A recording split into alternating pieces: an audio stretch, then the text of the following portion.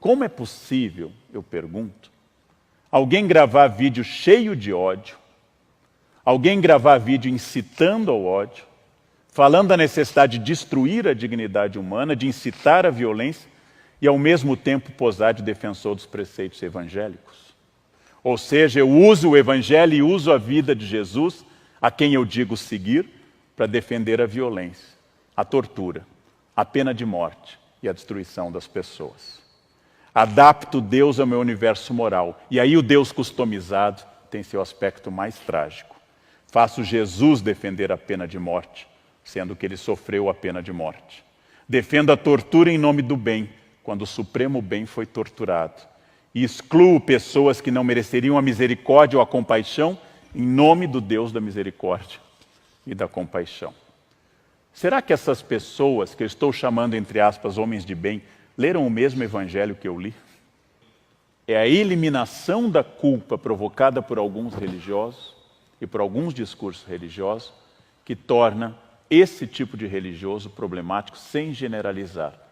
Porque perseguir, matar e fazer discurso de ódio em nome de Deus é a suprema elaboração do mal.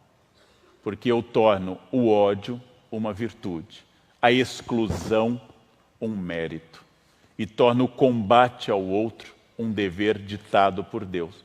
Um Deus, naturalmente, que não tem nada a ver com isso. Odiar o pecado e amar o pecador. Fórmula medieval complexa e muito interessante.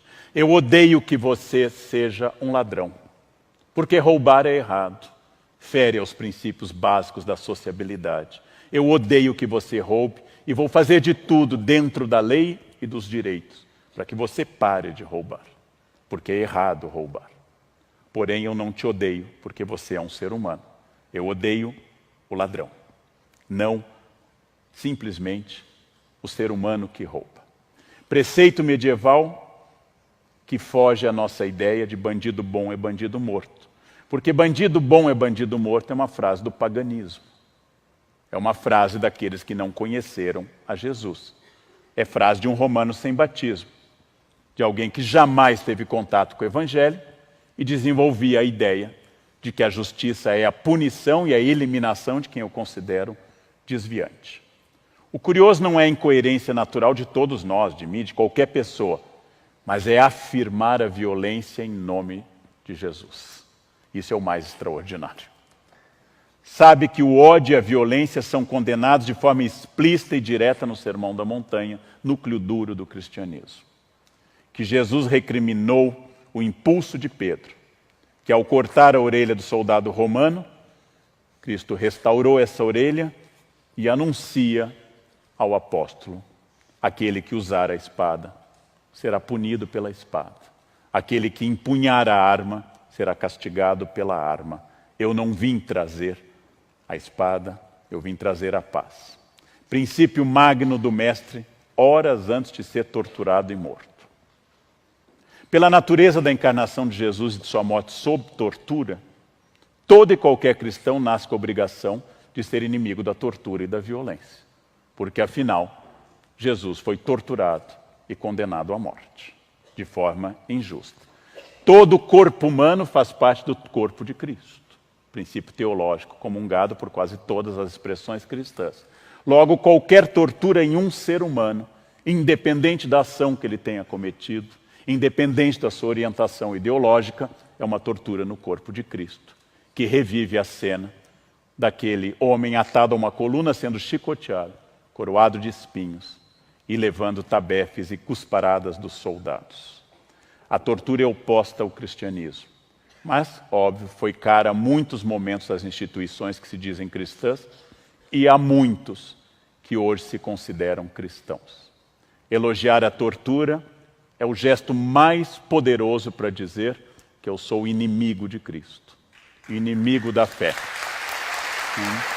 Obrigado.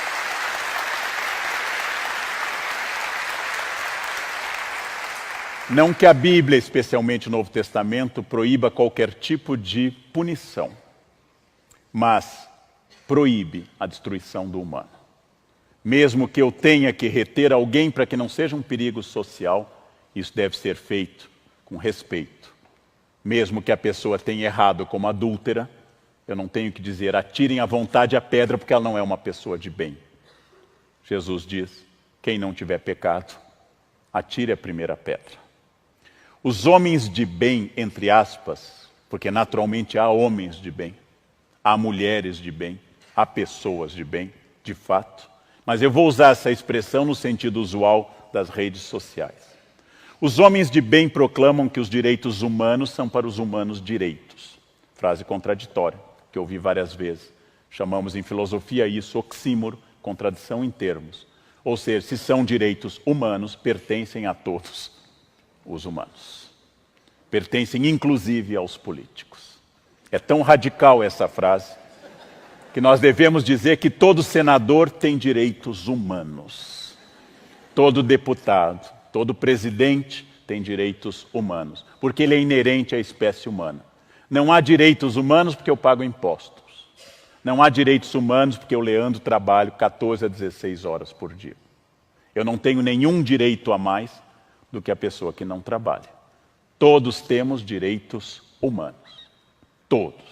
Absolutamente todos, porque, como diz a expressão, são humanos.